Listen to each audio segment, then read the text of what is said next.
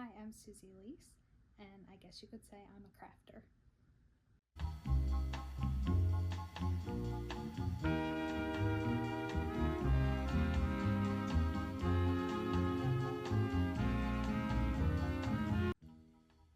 Alright, well, this is one of the latch hooks I've been doing recently. It's all about snowmen.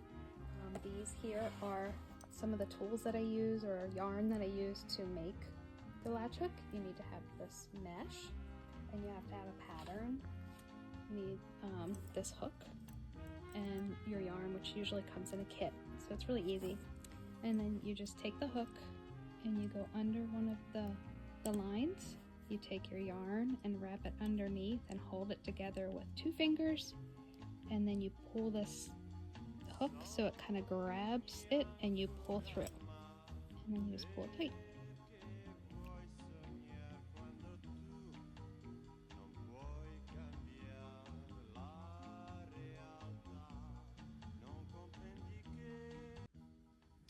And this is where I keep all my yarn.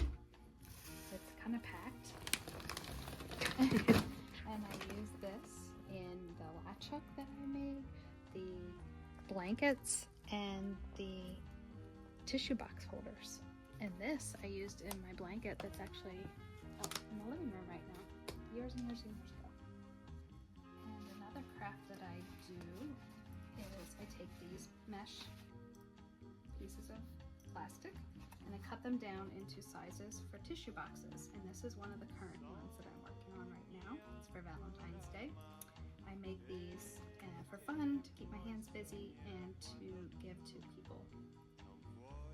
I decided last year to try to make a tissue box for every holiday or season, and I accomplished that. I was able to make one for every season. So to show you some of the other ones that I've been doing, this one was for Valentine's Day. This one is for Halloween, obviously. It's a haunted house, very detailed. And then this one is for winter with the snowmen. There's different sides to it, and actually came with little bells. So here are some of the ones that I've done over the last year. This one took me a lot longer because of the detail. If you can see, it's a little scalloped on the edges. There's lots of little extra things on top to make it look raised.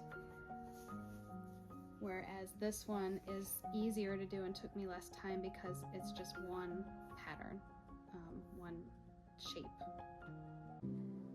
This is the blanket that we introduced earlier, and this was one of my first biggest projects. My goal was to try to make a blanket that was as big as my bed at the time, which was a double-sized bed.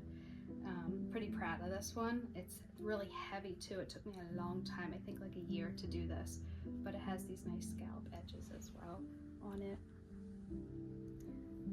I learned doing this, watching my mom do this as I grew up, and then later in life my husband's grandmother also crocheted blankets and gave them to people for occasions. I also made a blanket for one of my friends who had a baby, so I'm really proud of some of these things that I've done.